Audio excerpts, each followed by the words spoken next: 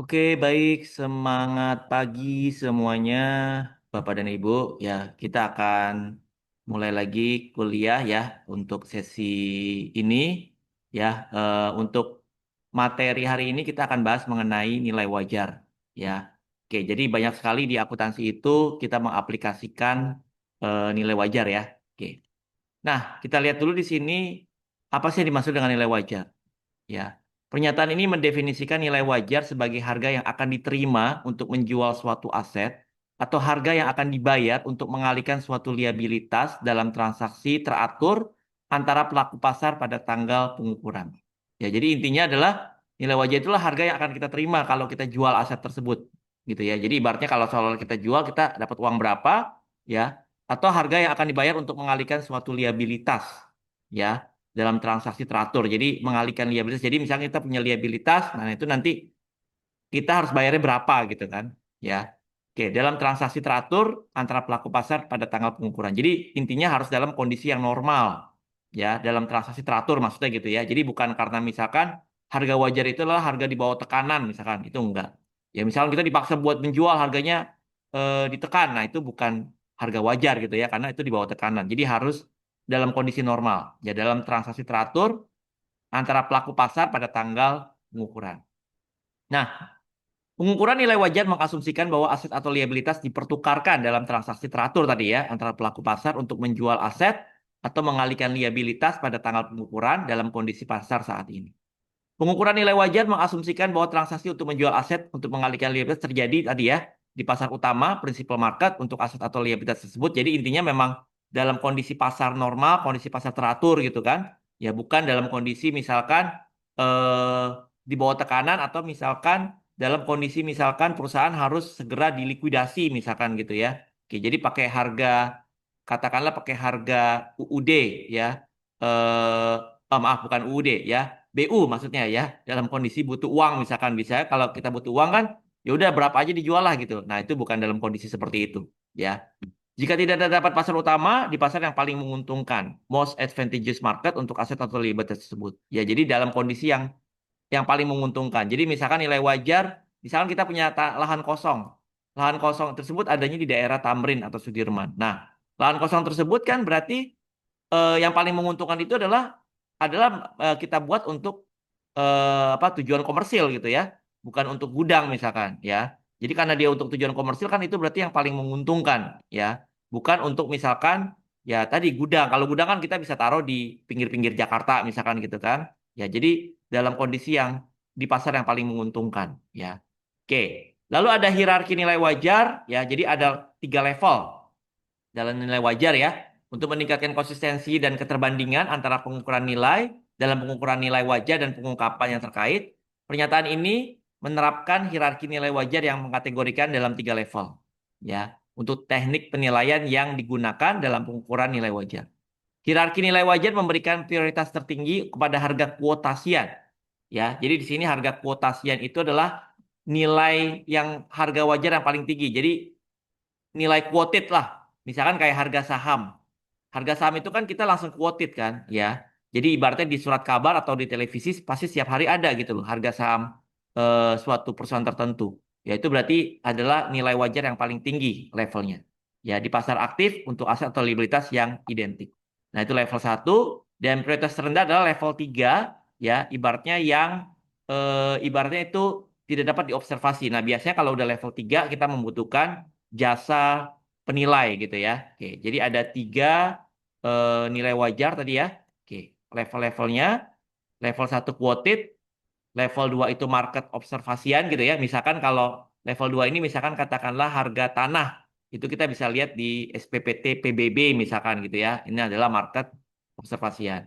Kalau yang ketiga tuh KJPP, kita membutuhkan jasa penilai. Misalkan kita mau menilai eh, nilai wajar dari suatu perusahaan. Nah, itu pakai KJPP. Atau misalkan nilai wajar dari kebun kelapa sawit yang kita miliki gitu ya. Nah, itu bisa menggunakan jasa penilai. Nah, ini adalah udah masuk ke level 3 gitu ya.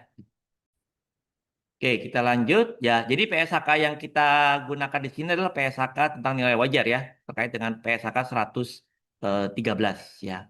Oke, level 2 tadi adalah ya tadi kita menggunakan misalkan untuk tanah pakai SPPT PBD gitu ya. SPPT PBB. Input level 2 adalah input selain harga kuotasian yang termasuk dalam level 1 yang dapat diobservasi untuk aset atau liabilitas, baik secara langsung ataupun tidak langsung. Ya. Oke, kita lanjut. Nah, sekarang kita lihat aplikasi nilai wajar dalam PSAK. Salah satunya adalah dalam PSAK 216 terkait dengan aset tetap. Nah, jadi dalam aset tetap di sini kita kan ada dua model pengukuran. Ya, dua model pilihan ya, dan ini adalah pilihan bisa menggunakan model biaya atau menggunakan model revaluasi. Ya, jadi kalau model biaya ya udah berarti kita punya aset as it is aja gitu ya. Oke, kita susutkan. Tapi kalau model revaluasi nanti kita bisa melakukan reval. Karena biasanya misalkan kalau tanah atau gedung itu kan nilainya cenderungnya naik gitu ya. Nah, kita bisa menggunakan model revaluasi dan tapi sekali lagi itu adalah pilihan dan tidak harus setiap tahun kita reval, bisa 3 sampai 5 tahun lagi ya. Oke. Jika menggunakan metode revaluasi maka nilai wajar aset bisa menggunakan level 2 atau level 3 ya. Oke, kita lihat contohnya misalkan kita punya building 100.000. Accumulatednya 70.000 ya. Sehingga di sini misalkan nilai bukunya 30. Nah, lalu kita reval misalkan. Kita reval nilainya 120 berarti ada kenaikan 90 ya. Oke, berarti kita akan jurnal kenaikan 90 ini ya. Misalkan tarif pajak 22%. Loh kok ada tarif pajak gitu loh. Nah, di sini nanti pajaknya itu adalah karena ini belum direalisasi ya, itu nanti pajaknya adalah ke pajak tangguhan. Ya, berarti kita akan jurnal ya. Jadi karena kita tidak lapor atau izin pajak dan itu diperbolehkan ya, is oke kita nggak lapor pajak. Ya, maka building 90.000 lalu masuk ke OCI, ya OCI-nya berarti kan setelah dipotong dengan pajak, nah pajaknya itu akan lari ke diakui di pajak tangguhan atau deferred tax liability, ya.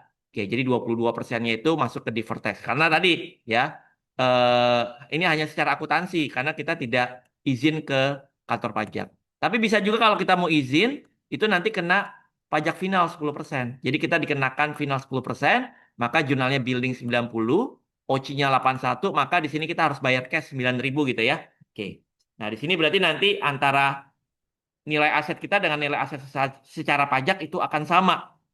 Ya, karena kita udah lapor. Tapi kalau ini nanti butuh yang namanya rekonsiliasi fiskal. Karena kan nilai aset terbawa kita karena udah direval itu akan berbeda dengan nilai aset secara pajak. Nah, nanti akan ada rekonsiliasi fiskal ya. Oke, jadi beda temporer makanya di sini juga ada deferred tax gitu ya. Oke. Nah, revaluasi itu bisa kita lakukan minimal 3 sampai 5 tahun lagi ya. Lalu pilihan revaluasi juga bisa kita lakukan untuk aset tak berwujud ya PSAK 238. Jika revaluasinya rugi maka langsung diakui di laba rugi bukan OCI. Ya, jadi di sini akuntansi itu masih konservatif ya. Oke, jadi kalau tadi revalnya rugi maka kita langsung masuk ke laba rugi bukan ke OCI. Ya. Kita lanjut. Sekarang PSAK 240 mengenai properti investasi. Ya. Nah, properti investasi itu seperti aset tanah, bangunan yang disewakan di mana aset tersebut bukan merupakan ya aset yang digunakan untuk operasional atau untuk produksi atau untuk admin. Ya, jadi aset atau tanah bangunan yang disewakan di mana penyewaannya tersebut bukan merupakan untuk operasional, produksi ataupun admin. Ya, jadi di sini yang dimaksud properti investasi adalah memang kita menyewakan tanah gedung tapi itu kayak usaha sampingan kita gitu loh, bukan core bisnis. Jadi kalau misalkan hotel nyewain ruangan ya itu memang usahanya dia seperti itu gitu ya. Jadi itu aset tetap bukan properti investasi ya. Oke. Atau juga properti investasi itu juga kita beli atau kita bangun untuk tujuan kenaikan nilai. Misalkan kalau kita punya tanah, kita nggak tahu tanahnya mau diapain, nah PSAK itu menganggap itu adalah properti investasi karena untuk tujuan kenaikan nilai. Ya. Oke, ada dua pilihan kalau untuk properti investasi, yaitu yang pertama ada cost model, yang kedua fair value model. Nah, bedanya apa? Kalau cost model sama ya dengan aset tetap. Kalau fair value model bedanya apa? Bedanya adalah dia direvaluasi ya harus setiap tahun kalau dia. Nah, itu juga nanti laba ruginya nggak masuk ke OCI, tapi dia masuknya langsung ke laba rugi. Ya, jadi misalkan kita punya investment property 100, sama ya, akumulatif 70. Nah, ini 30 nilai bukunya, direvaluasi 120 sehingga kenaikan 90. Maka kita akan jurnal, ya. Oke, investment property naik 90, nah ini langsung pada gain. Ya, bukan DOC ya. Oke. Nah, sementara di sini, ya, jika kita lapor pajak, nah pajak itu menganggap ini adalah tetap aset tetap. Karena di pajak itu tidak mengenal properti investasi. ya. Aset tetap is aset tetap gitu ya. Maka di sini sama investment property pada gain. Nah, di sini kita harus bayar cash ya. Oke, karena disamakan dengan aset tetap, maka kita harus bayar cash 10% ya untuk pajaknya. Ya. Oke. Lalu berikutnya adalah jika perusahaan memiliki metode fair value, maka tidak ada lagi penyusutan. Maka revaluasi harus dilakukan setiap tahun. Nah, jadi kita harus melakukan revaluasinya setiap tahun gitu ya. Oke, kalau kita menggunakan metode fair value. Ya. Oke, kita lanjut lagi. Sekarang masuk ke PSAK satu. Nah, oke, kalau untuk PSAK satu itu akan dibahas nanti di sesi tersendiri ya, karena cukup panjang itu. Ya. Sekarang kita masuk ke PSAK 109, ya, atau instrumen keuangan. Ya, kita tahu bahwa secara definisi instrumen keuangan itu adalah apa? Suatu kontrak yang menambah aset keuangan di satu entitas dan liabilitas keuangan atau ekuitas di entitas lain. Ya, suatu kontrak yang menambah aset keuangan di satu entitas dan liabilitas keuangan atau ekuitas di entitas lain. Ya, jadi misalkan apa? Ya, berarti kalau kita punya piutang, ya, maka itu ada pihak lain yang mengakui sebagai utang. Ya, itu kan berarti kita ngakuin aset, pihak lain mengakui sebagai liabilitas gitu ya. Oke. Jadi mirroring. Kita punya aset di satu entitas, maka entitas lain mengakui sebagai liabilitas, ya. Lalu berikutnya adalah ya investasi di obligasi, ya, maka lawan kita mengakui sebagai utang obligasi, ya. Lalu berikutnya, kalau kita punya investasi di saham, maka pihak lain akan mengakui sebagai modal modal saham, gitu ya. Oke. Lalu berikutnya, ya, misalnya, nah sekarang bagaimana kategorinya? Misalnya dalam hal perusahaan kita itu memiliki investasi di obligasi, ya. Nah, maka nanti secara kategori, ya, kategorinya itu nanti ada 3 kategori ya. Yang pertama adalah amortized cost atau biaya perolehan diamortisasi. Yang kedua adalah nilai wajar melalui OCI. Ya, berarti ini adalah kalau nilai wajar melalui OCI itu berarti ya ada intensi juga mau dijual. Nah, ini biasanya kalau untuk yang fair value through profit and loss itu biasanya untuk diperdagangkan. Kalau yang amortized cost biasanya dipegang sampai dengan jatuh tempo. Ya, kalau fair value through OCI itu dipegang sampai jatuh tempo atau dia juga ada mau dijual gitu ya. Gitu loh.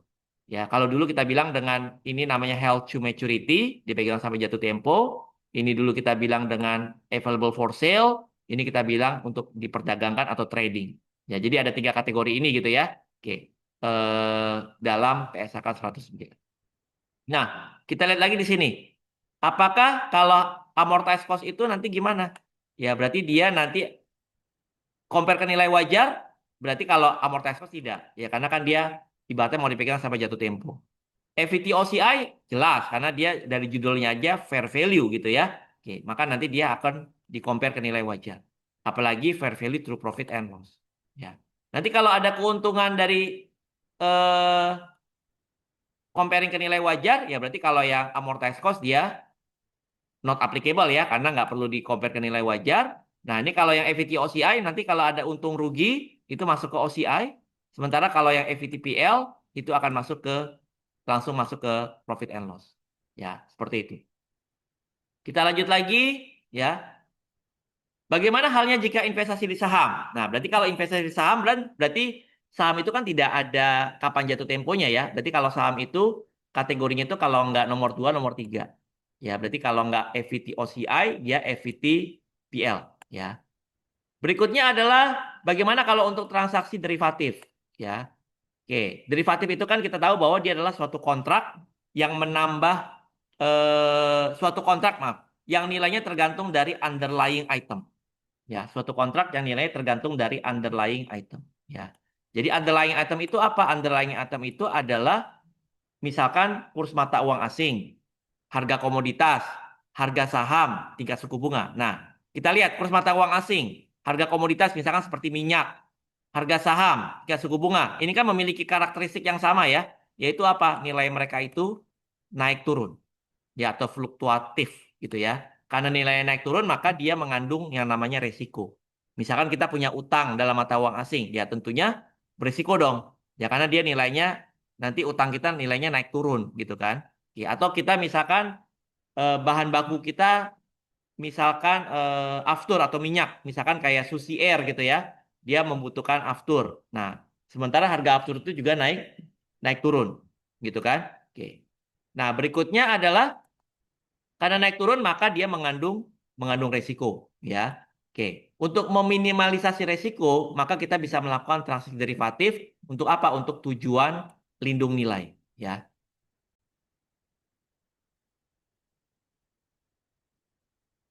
Oke, jadi eh, tadi ya kita bisa melakukan lindung nilai ya dengan melakukan derivatif gitu ya agar terhindar dari resiko-resiko tadi kerugian.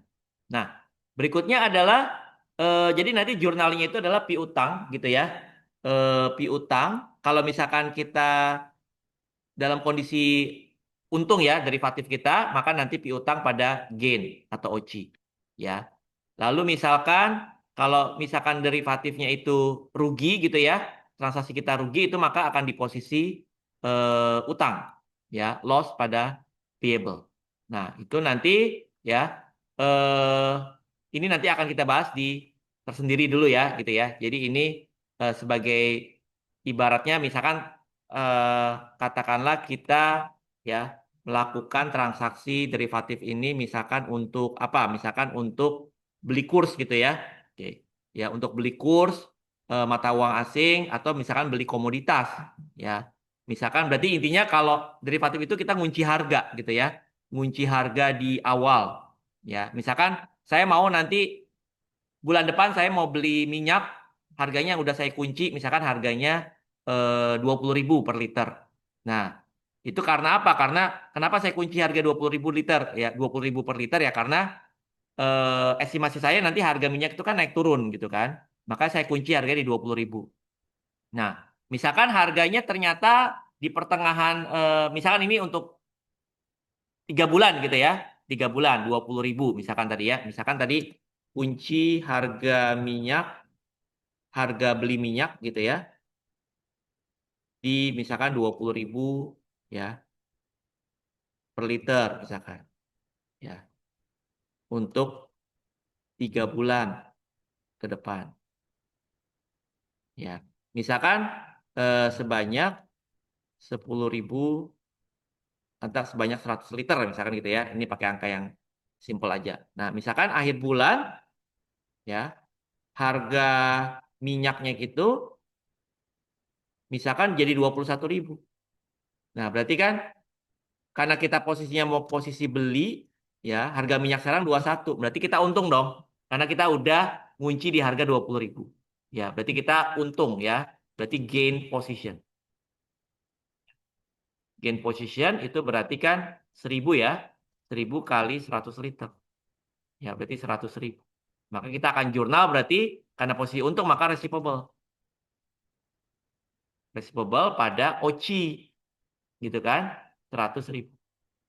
Kalau kebalikannya harganya ternyata lebih kecil dari 20 ya berarti rugi gitu ya OCI pada utang.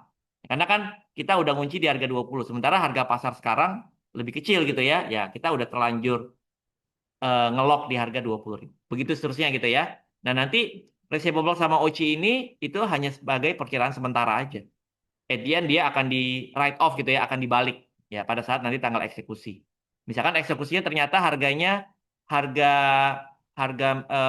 aktualnya misalkan 22.000. Ya udah, nanti kita untung 2.000 berarti kan kali 100. Ya, karena kita beli minyak di harga 22.000 tapi nanti selisih 2.000-nya itu diganti oleh lawan transaksi kita. Misalkan oleh bank gitu ya. Kayak gitu. Nah, nanti ini perkiraan sementara itu nanti langsung akan dihapus. Ya, akan dibalik aja. Berikutnya adalah terkait dengan persediaan. Ya, di mana persediaan itu harus diukur dengan LCNRV. Ya, di sini adalah di mana yang lebih rendah antara cost-nya atau NRV-nya atau net realizable value. Ya, jadi mana yang lebih rendah antara cost-nya dengan NRV-nya. Jadi NRV itu apa? NRV itu adalah harga jual dikurangi dengan biaya penjualan dikurangi biaya penyelesaian. Ya, misalkan kalau misalkan di gudang kita tuh masih ada, misalkan kita adalah distributor handphone. Di gudang kita itu masih ada handphone BlackBerry misalkan. Ya, di mana waktu kita pertama kali beli 3 juta. Nah, sekarang kalau dijual kan nggak mungkin 3 juta gitu ya. ya pasti misalkan cuma 100.000 misalkan. Nah, berarti dari 3 juta harga perolehan ke 100.000 itu 2,9 harus kita turunin. Ya, karena realisasinya nanti kalau kita masih sajikan 3 juta, berarti overstated kan laporan keuangan kita asetnya. Ya, maka harus mana yang lebih rendah antara cost-nya sama nilai yang kita bisa realisasikan.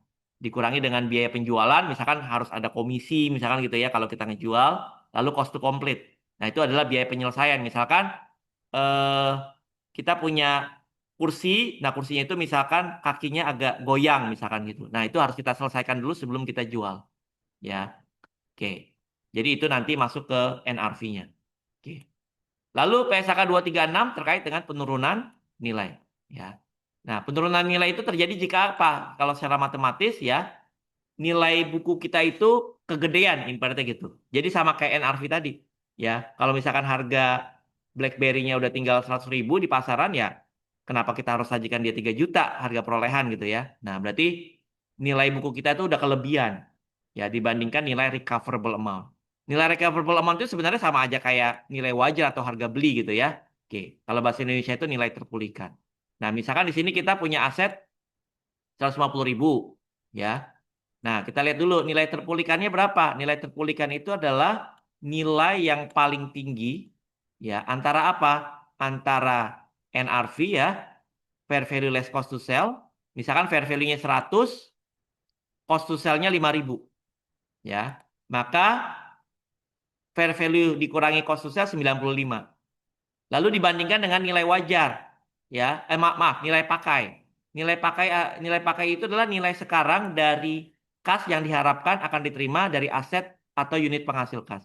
Ya, jadi misalkan kita punya aset mobil, umurnya tinggal 4 tahun. Nah, selama 4 tahun itu dia bisa mengenerate cash flow berapa? Lalu kita present value-kan. Nah, itu jadi nilai pakai.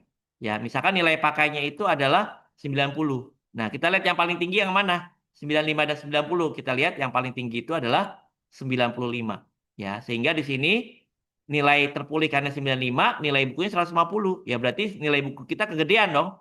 Sama kayak LCNRV tadi kan. Nah, maka terjadi impairment berapa? Maka terjadi impairment sebesar 55.000.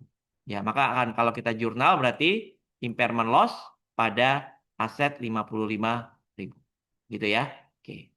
Lalu berikutnya adalah goodwill. Jika perusahaan punya goodwill, maka setiap tahun harus dilakukan revaluasi. Apakah ada indikasi penurunan nilai? Ya, goodwill tidak diamortisasi namun menjadi objek penurunan nilai. Ya, jadi goodwill itu kan pasti muncul dari business combination ya. Oke, misalkan dari Gojek membeli Tokopedia itu kan muncul goodwill. Ya, dan pada akhirnya goodwill dikonsolidasinya itu diimpair karena kan kinerja keuangan mereka juga nggak bagus gitu ya. Akhirnya harus diimpair. Misalkan company A membeli company B dengan harga 100.000.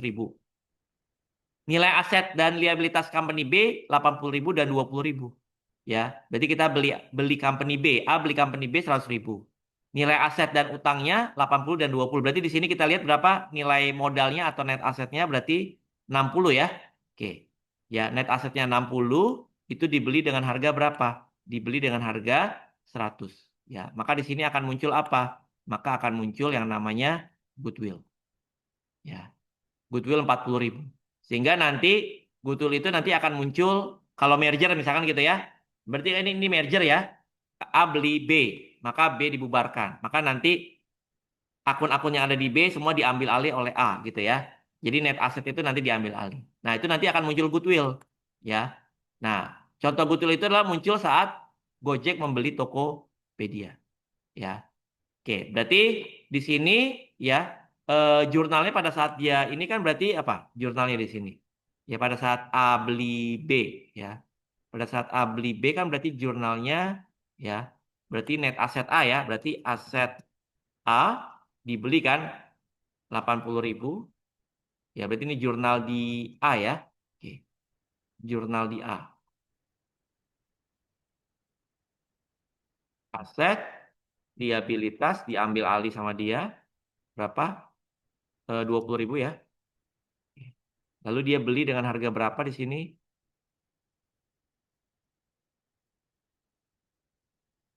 Berarti dia cash gitu ya. Dia beli dengan harga 100. Dan nanti muncul di laporan keuangan di sini ada goodwill. Ya.